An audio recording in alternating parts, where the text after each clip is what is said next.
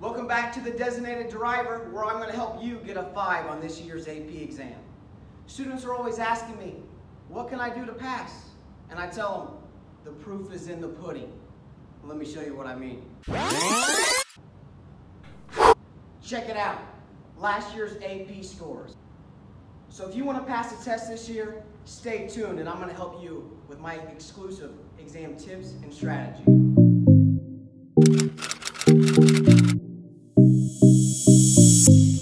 Alright guys, let's break down this AP exam. There are two parts to the test, the free response and the multiple choice questions. Now typically students tell me year in and year out the multiple choice questions are what they struggle with the most. Now there's not a whole lot of resources out there, but we can find some. So let's bring up Google real quick. Alright, so when you bring up Google, what you can type in is AP Calculus 2008 multiple choice. You can do the same thing for 2003 if you want to look at those. But the second option we have down here is the 2008 multiple choice questions. So when they come up, you'll see that it has all the questions that was asked that year. So again, you can go through this whole list. They have all types of questions, limits, integration, and that's going to prepare you pretty well for what type of questions you could face. All right, one of my other suggestions that I have for you is look at this beautiful graphic I've created. Go through this, and anything on this list that you have forgotten how to do, make sure you know how to do. So look through tests, quizzes, notes, any resources you've gathered throughout the year. This will help you be confident and successful on that multiple choice side. Now, actually the thing I believe is the most important part about the multiple choice is strategy. You are only given about 2 minutes per question on the multiple choice portion. So that means you have to be moving. We cannot be wasting 6-7 minutes on a question. So this is what I tell my students. You're going to come to a question eventually, probably a lot of questions you do not know how to do. You're like, maybe we didn't learn this. Maybe I wasn't paying attention in class. So what you're going to do not waste any time. Circle an answer and move on. You might guess it right, so you'll still get credit. But what I would suggest doing is make a note, highlight it, whatever you have to do. So if you have extra time at the end of the test, come back to it and retry it. Maybe you reread it and you understand that, hey, this is what it wants me to do now. And the first time it just wasn't making a lot of sense. And usually what happens, if you know a little bit about something, you can eliminate 1 or 2 options on the multiple choice questions. So that's going to be key, is being quick. Do not waste time, because it's going to be hard to get through all of the questions actually. However, the key to that 5 is going to be through the free response questions. Now, College Board has released all questions from last year all the way back to 1998. So this is a resource that you can use to help you study for the test. Let me show you how to get there. Alright, when you bring up Google, type in AP Calculus AB free response. And you go to the College Board website, and what it's going to bring you to is the past exam questions. Now it starts with 2016, but 2017 and 2018 are on here, so you can look through the website or you can just find them through Google. Now they go all the way back to 1998, so you have a lot of questions to look through. Now you can click on the free response questions and it'll bring them up, but I suggest going to the scoring guidelines because it is the questions, but it also provides the answers. So when you're working through them, you can double check to make sure you're doing it right. Now again, why this is useful, you can see what type of questions they're asking and how the questions are worded. So down here at the bottom, we'll see the first one was a T-table, and they have the work for all the parts. Now the work's not very detailed, but something is better than nothing. Just as important is on the right column, you can see we have a point system. Every free response question is worth 9 points. So it's good to see how the problems are graded and what they're looking for. So for instance, this first question, they were looking for the answer and also units. That's going to help you answer the problems so you get as many points as possible. Alright guys, that's the best resource you have available to you to get that 5 on that AP exam.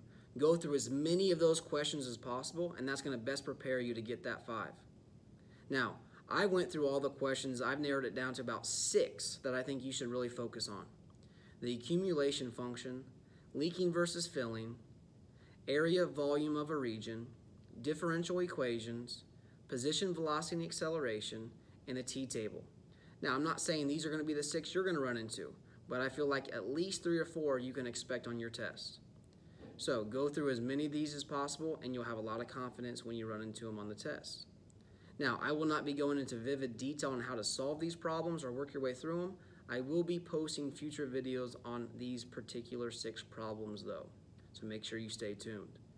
Now, on the way out the door, I'm going to hook you up with 5 exam tips that I think is going to help you get that 5. Show your work. On that free response questions, do not just put down the answer. If you put something in the calculator, make sure whatever you typed in the calculator gets put on the paper. Okay? AP graders don't just grade answers. They grade the work too. They are worth points, so make sure you do it. Explain your answer. They are not putting it for no reason. Again, just like with the work, the explanation or justification is worth points. They don't care about answers. Well, they do, but if you want all the credit, all the points, explain your answer. Be clear and be precise.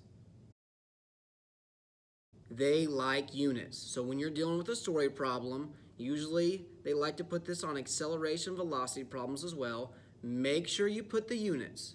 They could be worth points. They probably are worth points. It's easy points. Don't forget them. We use 3 decimal places on our answers. Do not round unless they tell you to do so. Know how to use that calculator. There are some questions that require it on the multiple choice and free response.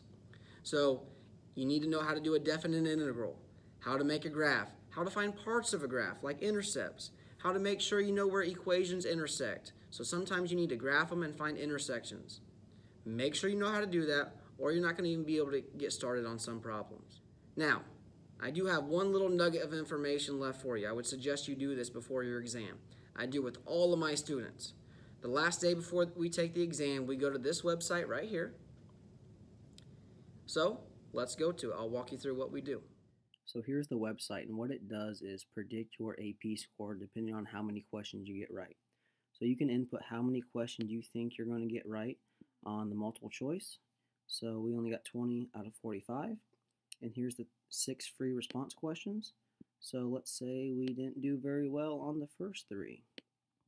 Actually, we hardly knew anything. But then on the last 3, we did pretty well. We got a 7, and a 5, and then another 5. So again, what you do is you go down here to hit calculate, and it'll spit back what score you would be predicted to get. Now again, is this going to be spot on? No, but it's pretty fairly accurate.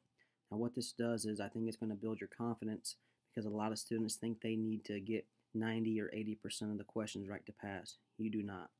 So get on this website and mess around with it a little bit, and I think it's going to boost your confidence days before you take that exam. All right, guys, thanks for watching today. I know that's a lot of information we covered in a little bit of time, but I appreciate it, and if you follow those steps, I believe you can get that 5 this year. So stay posted, because soon I'm going to be posting videos over those 6 specific free response questions. I will be going over solutions in vivid detail. Again, that's the key to that 5. So thanks for tuning in, and I'll see you soon.